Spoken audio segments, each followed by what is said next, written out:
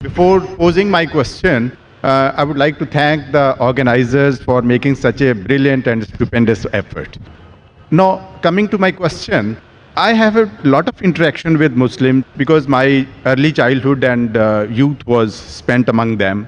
But one question has always been not really understood by me, the definition of Allah. Because to my mind and the way it has been given to me by my Muslim friends and acquaintances, that their definition of Allah basically is negation of other faiths and also non-acceptance of their definition of God as such.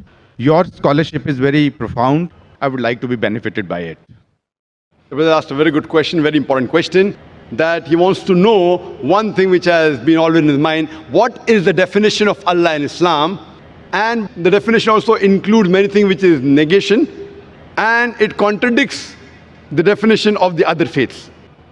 In fact, in Islam, the definition of Allah says what Allah is and also says what Allah is not. Besides knowing what God is, it is also important to know what God is not. So that if someone falsely claims that so-and-so is God, you can easily come to know this is a false claim. As far as the reply to what is the definition of Allah, the best reply that any Muslim can give you is from the Quran, from Surah Ikhlas, chapter number 112, verse number 1 to 4, which says, Kul huwallahu ahad. Say He is Allah one and only. Allahu Samad. Allah, the absolute and eternal. Lam yalid wa lam yulad. He begets not, nor is he begotten. Walam yakul lahu kufuwan ahad. There is nothing like him. This is a four-line definition of Allah subhanahu wa ta'ala, of Almighty God, given in the glorious Quran. This is the touchstone of theology. It is the litmus test to identify any person says so-and-so candidate is God. If that candidate fits in this four-line definition, we Muslims have got no objection in accepting that candidate to be God. The first is, Qul huwallahu ahad.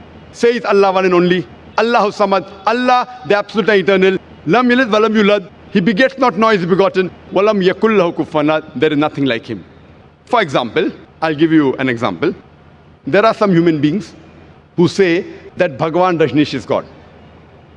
During question and answer time, there was a Hindu brother who told me that if Hindus don't consider him to be God, I never said that the Hindus call Bhagwan Rajneesh to be God. There are many human beings who claim Bhagwan Rajneesh is God. Now I will give you a sample. Why do we use this negative also? Like say is Allah one and only is positive. Allahu Samad, Allah the absolute eternal. Lam yalid wa lam yulad. He begets not, nor is he begotten. Why do we use this? Now we'll put this Bhagwan Rajneesh to test. The first test is, Qul huwallahu ahad. Says Allah one only. Was Bhagwan Rajneesh one and only? Was he the only man who has claimed divinity? There are hundreds who have claimed divinity, and in this country of ours, India, there are thousands of men who have claimed divinity. Thousands of people have said that they are God. He's not the only one. But Rajneesh Bhakt will say, no, Bhagwan Rajneesh is unique. So let's go to the next test. Allahu Samad. Allah, the absolute and eternal. Was Rajneesh absolute and eternal? When we read his autobiography, we read there that Bhagwan Rajneesh, he was suffering from asthma, from diabetes mellitus, from chronic backache. Imagine Almighty God suffering from asthma, from diabetes mellitus, from chronic backache. The third test, Lam yalid wa lam yulad. He begets not, nor is begotten.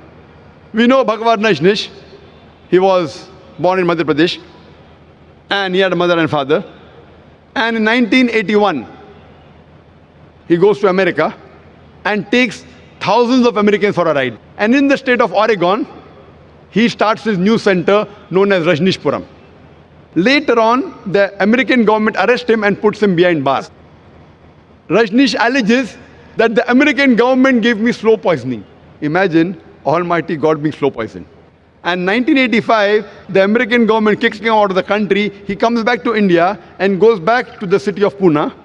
And there, he goes and restarts his center, which is today called as Osho Commune. And if you visit Osho Commune today, if you go to a Samadhi, where his ashes have been kept after he died, it is mentioned over there on a Samadhi, on a stone, Osho, Bhagwan Rajneesh, Osho, never born, never died, but visited the earth from the 11th of December 1931 to the 19th of January 1990. Never born, never died. But visited the earth from the 11th of December 1931 to the 19th of January 1990. They forgot to mention on his samadhi that he was not given visas to 21 different countries of the world. Imagine Almighty God coming on this earth to visit different countries and requires visas. And the last test, Walam Yakullahu Kufuwan Ahad, is so stringent that the moment you can compare God to anything in this world, he is not God. Walam Yakullahu Kufuwan Ahad. We know Bhagavan Rajneesh. He had a white beard. Like the human being, he had two eyes, one nose, one mouth, two hands. The moment you can compare God to anything in this world, he is not God. Walam Yakullahu Kufuwan Ahad. For example, someone says that Almighty God is 1,000 times stronger than Arnold Schwarzenegger. You may have heard the name of Arnold Schwarzenegger, the person who got the title Mr. World, strongest man in the world, Mr. Universe, the strongest man in the universe. The moment you can compare God to anything in this world, whether it be Arnold Schwarzenegger, Dara Singh or King Kong, whether it be 1,000 times or 1,000,000 times, the moment you can compare God to anything in this world, he is not God. Walam Yakullahu Kufuwan Ahad. So this, brother, is, in short, the concept of Almighty God. As far as the second part of the question is concerned, that why does it contradict with the concept of God in other religions? In fact, it's a misconception that the concept of Allah subhanahu wa ta'ala in the Quran, it contradicts with the other religions. It contradicts against the practices of the other religion, I agree with you, but does not contradict against the other religious scriptures. Because unfortunately, the followers of most of the religions, whether it be Christianity, Hinduism, etc., they do not read their own scriptures. So if we analyze the practices of the non-Muslims, it does contradict. But if you go back to the scripture, if you have to understand the concept of God in any religion, the best is to try and find out what that scripture of that religion has to speak about God. Don't try and find out the concept of God by observing what the followers of the religions do. For example, if you want to know the concept of God in Sikhism, the best place you can go is Guru Granth Sahib, Adi Granth.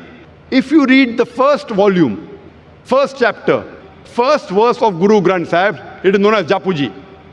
What does it say? Correct? Known as Japuji. It says that God is one. He is called the true. He is called as eternal. He is existent. He is compassionate. He is free from fear and want. And if you know, in Sikhism, Sikhism believes in one God. It does not believe in idol worship. It does not believe in Avatarvada. And in the manifest form, he is called as Ekomkara. And unmanifest form, he is called as Omkara. And if you read the scriptures of Sikhism, there are various attributes given to Almighty God. If you read the 6 scriptures, Almighty God, he is called as Satyanama. He is called as holy name. He is called as Kartar, the creator. He is called as Rahim, merciful. He is called as Kareem, beneficent. He is also called as Vahe Guru, the one true God. So if you go back to the scripture, the concept of God in Sikhism and Islam is the same. Similarly, if you go to Hinduism, in Hinduism also, if you go back to the Hindu scriptures, it's clearly mentioned in the Upanishad, Chandogya Upanishad, chapter number 6, section number 2, verse number 1, Ekam Evidityam, God is only one without a second. It's mentioned in the Svetasastra Upanishad, chapter number 6, verse number 9, Nachasya Kasij, Janitana Chadipa. Of that God, there are no parents. He has got no superior. He has got no Lord. It's mentioned in Svetasastra Upanishad, chapter number 4, verse number 19, as well as Yajurved, chapter number 32, verse number 3, Na Trasya Pratima Asti. Of that God, there is no Pratima. Pratima in Sanskrit means, it means an image, a photograph, a painting, a picture, a portrait, an idol, a statue, a sculpture. So it says, Na tasya pratima asti. Of that God, there is no image, there is no painting, there is no portrait, there is no photograph, no sculpture, no idol, no statue. But unfortunately, yet you find that Hindus are doing idol worship. Who's to blame? I'm quoting the Vedas. Vedas is the highest authority amongst all the Hindu scriptures. But yet you find that Hindus do idol worship. Why? Because the scholars of Hinduism, they tell that, see, Brother Zakir, you know, at the lower level, People don't understand, so for concentration we require the idol. When we reach a higher level of consciousness, then idol is not required. So I tell this Hindu Pandit, we Muslims have already reached the higher level of consciousness. It is the basis of Hinduism, basis of Vedas.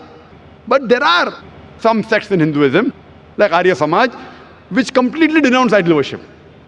So similarly, if you go to Christianity, if you read the Christian scriptures again idol worship.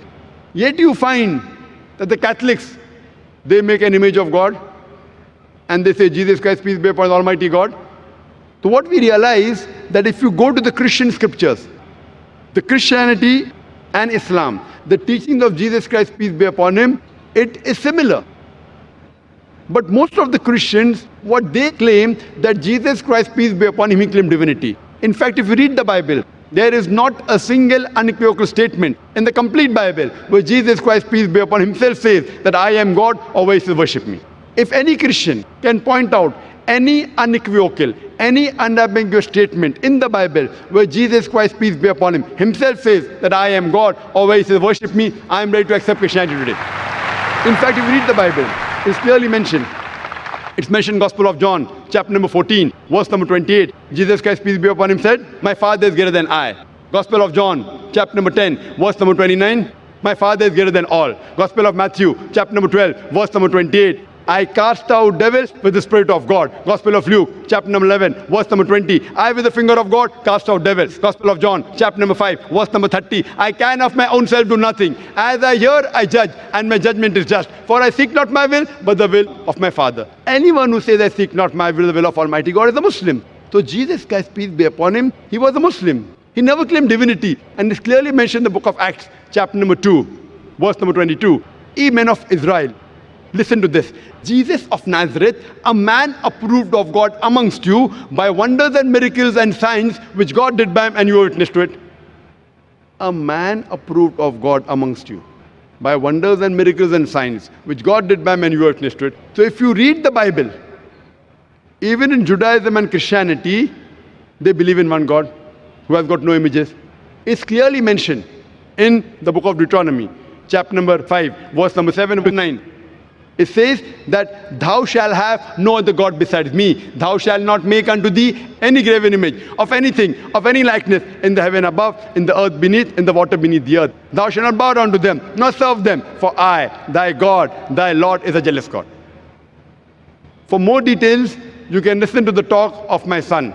Tomorrow my son at 3:45 is going to be a detailed talk. This was just highlights on the same topic, concept of God in major world religions.